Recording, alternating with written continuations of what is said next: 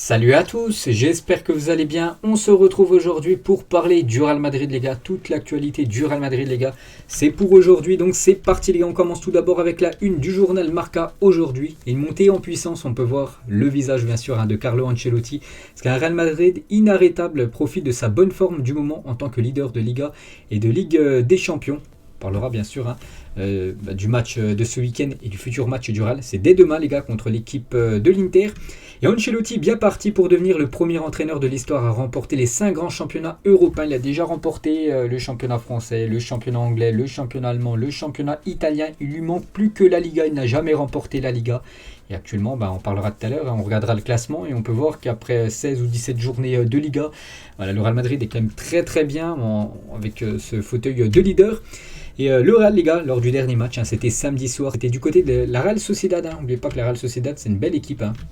Ils sont quand même troisième, enfin ils étaient troisième avant cette journée. Et du coup, le Real Madrid a été trop fort pour la Real Sociedad. Une victoire 2-0 du Real Madrid. Vini Junior la 47e et Luka Jovic à la 57e ont permis au Real Madrid de prendre les 3 points. On peut voir les 3 Brésiliens bien sûr sur cette image bien sûr. Et les meilleures séries de Carlo Ancelotti au Real Madrid les gars. Donc actuellement c'est 8 matchs.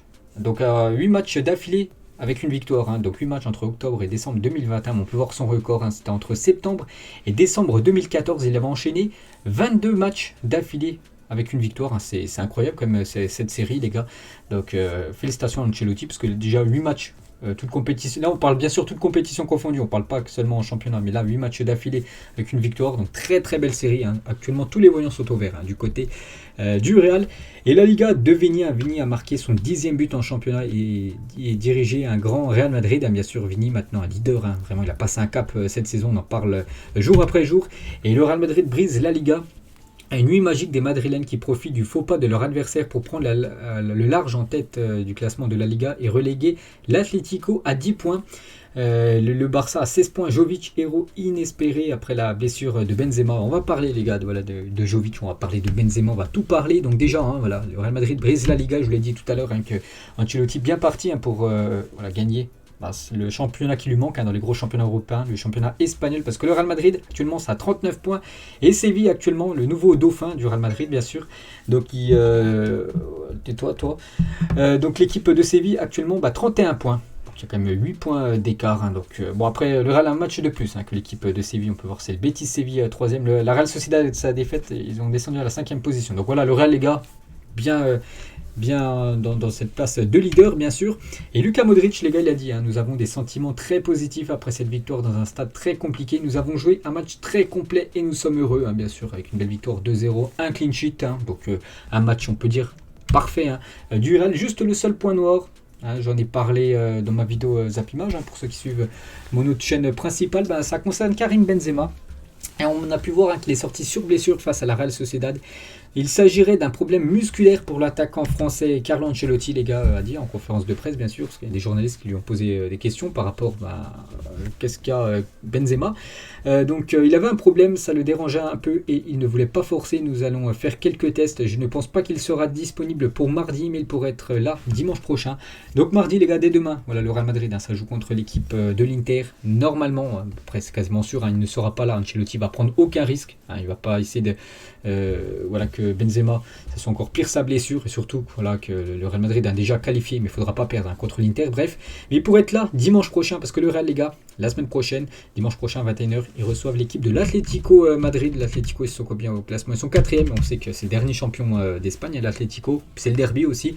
Donc Benzema, normalement pas là contre l'Inter, mais il sera bien de retour contre les Colchoneros dimanche prochain au Bernabeu. Et du coup, c'est Luka Jovic qui rentre à la place de Benzema. Il a été convaincant, les gars, Luka Jovic, ça qui joue quand même très très peu. Mais des fois, il rentre en cours de jeu, des fois, il est nul, il faut l'avouer. Mais voilà, ce week-end, il a été décisif parce qu'il rentre à la 17e minute, donc il remplace Benzema. Donc il fait la passe D pour le but de Vini Junior à la 47e minute et il marque aussi un but. Donc un but et une passe D pour Luka Jovic. Félicitations à lui. Et il vient de marquer son premier but avec le Real Madrid depuis le 9 février 2020. Ça faisait plus de 664 jours exactement qu'il n'avait pas marqué du côté du Real. Ça va lui faire du bien, les gars. Ça fait quasiment 2 ans, les gars, qu'il n'avait pas marqué. Même si c'est pas un titulaire tout le temps, il joue de temps en temps des bouts de match. C'est vrai qu'à chaque fois, il n'était jamais décisif. Donc voilà, félicitations à Luka Jovic. Toujours avec Jovic, le Real envisage de prêté à Luka Jovic en janvier prochain, bien que le club ne soit pas encore entretenu avec l'attaquant pour aborder ce sujet, mais avec l'absence de Karim Benzema, au moins contre l'Inter, normalement c'est seulement un match, tout peut encore changer pour le Serbe, on ne sait toujours pas, parce que le Real, les gars, avait l'ambition bien sûr de prêter ou vendre à Luka Jovic pendant le prochain mercato, mais vu que la Benzema est blessé, on ne sait pas combien de temps sera indisponible, normalement ça devrait être juste quelques jours, et voilà, ils pourraient peut-être réfléchir, le Real, s'ils vont vendre ou prêter Luka Jovic pour cette deuxième partie de saison ou conserver le Serbe, et là peut-être partira plutôt l'été prochain. Cette photo, les gars, donc je vous l'ai montré tout à l'heure avec les 3 Brésiliens bien sûr qui tirent la langue, ils sont très très bons bien sûr, Vini et Militao, pour moi 2 cadres, et Rodrigo plus un super sub, voilà, tu fais rentrer en cours de jeu, il peut débloquer des situations. Et concernant Vini, les gars, buteur, on a parlé de Jovic, buteur, Vini aussi buteur, donc il a marqué 10 buts en 16 matchs de Liga, devenant ainsi le premier joueur né en 2000 ou plus à inscrire au moins 10 réalisations dans une même saison en championnat. Félicitations à lui, les gars. Donc le Real Madrid est la première équipe à avoir 2 joueurs différents ayant inscrit au moins 10 buts cette saison parmi les 5 grands championnats européens. Donc Benzema 12 et Vini 10. Donc les deux là, et surtout le Real, c'est la seule équipe dans les gros championnats où il y a 2 joueurs qui ont déjà marqué plus de 10 buts en championnat. Félicitations. On peut voir le classement actuellement, le meilleur buteur en Liga. Et Emiliano Butragueno, il parle déjà de Vini. Vini est merveilleux, il ne cesse de s'améliorer. Il faut aussi mettre en avant le travail effectué par Luka Jovic aujourd'hui. Donc lors du dernier match, il travaille très dur pour avoir du temps de jeu.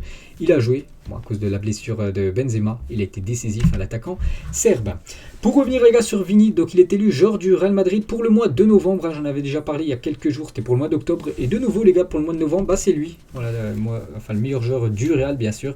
Donc pour la 3e fois en 4 mois, Vini est élu joueur du mois au Real Madrid, au mois d'août, au mois d'octobre, au mois de novembre, 3 mois sur 4. Donc là, vraiment pour voir comment il a passé un cap. Et l'autre mois, le mois de septembre, c'était Benzema, le joueur du mois. Concernant Thibaut Courtois, donc il a mis ça sur son Twitter officiel, parce qu'en fait c'était son 150e match, toute compétition confondue, avec le Real, et il a fait une déclaration bien sûr. Je suis très heureux et fier, l'objectif est de rester décisif et de continuer à remporter des trophées avec ce merveilleux club. Il n'y a pas meilleur endroit que d'être dans le meilleur club du monde. J'espère jouer encore beaucoup plus de matchs. Donc en plus, parfait son match, parce que c'est un clean sheet, les gars, c'est un nouveau match sans prendre de but pour Courtois. Ancelotti l'a dit, j'ai eu de grands gardiens, Casillas, Diego Lopez, Buffon, Neuer ou même Petrovic.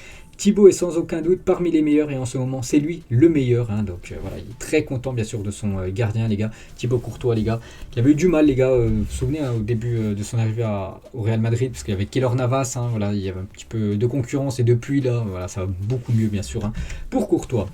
Des nouvelles, les gars, concernant Eduardo Camavinga, donc il ne s'inquiète pas de sa situation actuelle, même s'il n'est pas souvent titulaire. Bon, après, en quittant Rennes, les gars, pour rejoindre le Real Madrid, il savait que ça allait être compliqué, que surtout Modric, Casemiro, Toni Kroos, il savait qu'il allait arriver au Real.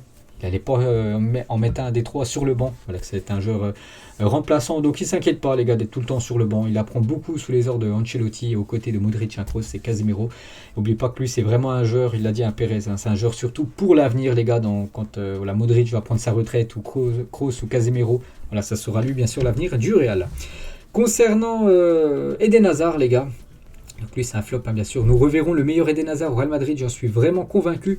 Je sais ce que c'est de souffrir de gastro-entérite, parce qu'il a loupé les derniers matchs à cause de ça. Cela n'a aucun sens de forcer. Eden aura assez de matchs pour se montrer dans les semaines à venir.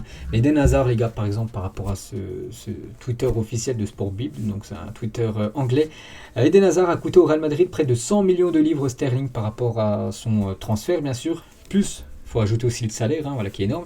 Mais ils sont prêts à accepter beaucoup moins pour le faire partir, bien sûr. Donc 100 millions de livres sterling, ce qui fait à peu près 115 millions d'euros. Il a coûté très cher. Je ne sais pas si les bonus compris ou non.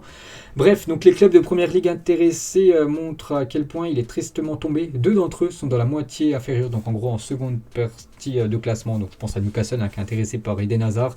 Donc voilà, les gars, Eden Hazard, c'est quand même, on peut voir que son avenir est plutôt sombre du côté du Real. Peut-être le mieux pour lui sera un retour en Angleterre. Pourquoi pas Newcastle, les gars, une équipe vraiment qui essaie de une équipe qui essaie d'avoir de grands noms. Eden Hazard, bien sûr, c'est un grand nom. Je pense qu'il pourrait se relancer du côté de l'appel. Je pense pour le Real, il va falloir le vendre parce que il a coûté très cher. Déjà un petit peu récupéré de l'argent sur son son achat, qui a été très cher, bien sûr, et surtout se débarrasser de son énorme salaire.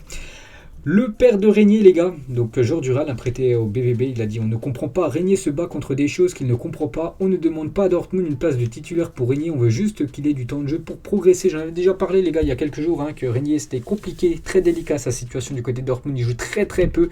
La preuve, les gars, voilà, je suis allé regarder ses derniers matchs, donc sur le banc contre Dortmund, dernier coup contre le Bayern, bien sûr. La même chose à contre Walsbourg, sur le banc, il avait joué 65 minutes contre l'équipe du Sporting, 9 contre Leipzig, sinon à chaque fois, voilà, sur le banc, il rentre même pas en cours de jeu. C'est pour ça que lui voulait casser son prêt du côté de Dortmund et soit revenir au Real, soit de prêter, mais dans un autre club où il pourrait jouer plus. Et voilà, son père ne comprend pas, bien sûr. Il sait qu'il veut pas une place de titulaire, mais juste jouer un peu plus. Voilà, quasiment toutes les fins de match, il aimerait jouer, bien sûr. Régnier. Un duo qui a terrorisé les défenses européennes, bien sûr, Karim Benzema et Cristiano Ronaldo, et toujours avec CR7, donc les joueurs du Real Madrid, sur la dernière publication Instagram de CR7, vous savez que Cristiano Ronaldo a marqué il a 801 buts dans sa carrière professionnelle, et Vini Junior, Casillas ou même Marcelo. Donc voilà, 3 joueurs du Real, des anciens joueurs bien sûr, donc ils ont mis à chaque fois numéro 1 ou une chèvre pour dire le GOAT, bien sûr, Cristiano Ronaldo. On va parler de Karim Adeyemi, est une alternative à Erling Haaland en cas d'échec pour le Real Madrid, les gars, cet été. On parle de ce joueur aussi du côté de Barcelone, on parle aussi du côté de Dortmund. On peut voir que le Real Madrid, les gars, rentre dans la course pour le jeune allemand Karim Adeyemi, joueur de Salzbourg. Une interview de Kylian Mbappé avec Thierry Henry. Donc est-ce que mon espagnol est bon? Oui, très bon. Aujourd'hui, tu ne peux pas vouloir être une superstar internationale et parler que français, ça n'a aucun sens. Il faut savoir s'adapter en toutes circonstances. Donc voilà, Mbappé le dit. Il parle plusieurs langues, dont l'espagnol. Et ça va certainement lui servir pour son futur club, qui sera, bien sûr, on le sait tous, le Real Madrid. Et Vini Junior, les gars, en 2018, c'était quand il était présenté au Real. Donc regardez ce que j'ai retrouvé, voilà, c'est des archives de Twitter Instant Foot. Donc le 20 juillet 2018, Vini, 18 ans, a été présenté sous ses nouvelles couleurs du Real Madrid. Il avait dit: j'ai l'honneur d'atteindre le sommet du football. Le Real Madrid, je vais démontrer au coach et à mes coéquipiers que je suis prêt. Je vais essayer de le prouver le plus rapidement possible. Je ferai tout ce qu'il faut pour m'adapter. Ça ne sera pas facile. C'est que les 3 premières saisons ont été compliquées quand même pour Vini Junior. Il marquait très peu de buts. On sait que c'est un bon dribbleur, mais à chaque fois devant le but, la finition, c'était pas du tout ça. Et là, vraiment, il a passé un cap cette saison. Et toujours sur ce 20 juillet 2018, sur le Mundo Deportivo, un des dirigeants du Real aurait déclaré: quand les gens verront Vini jouer, ils oublieront Mbappé. Donc voilà, petite info concernant Vini, bien sûr, avec ses déclarations qui datent d'il y a quelques temps. Et maintenant, bien sûr, les deux, Vini et peut-être Mbappé, pourront évoluer ensemble l'été prochain.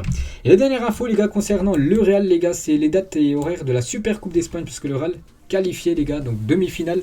Le Barça contre le Real Madrid, c'est le Classico, c'est le 12 janvier à 20h. L'autre match, Atlético Madrid contre Bilbao, 13 janvier à 20h. Et la finale, voilà, peut-être qu'il y aura un Real Madrid contre l'Atlético. Donc déjà Classico à l'heure de la demi. Donc voilà les horaires, les gars, de la Super Coupe d'Espagne. Donc voilà, les gars, j'espère que ça vous a plu, cet épisode consacré au Real Madrid. On se retrouve dès demain, les gars. Ça sera cette fois-ci sur le Paris Saint-Germain. Ciao à tous.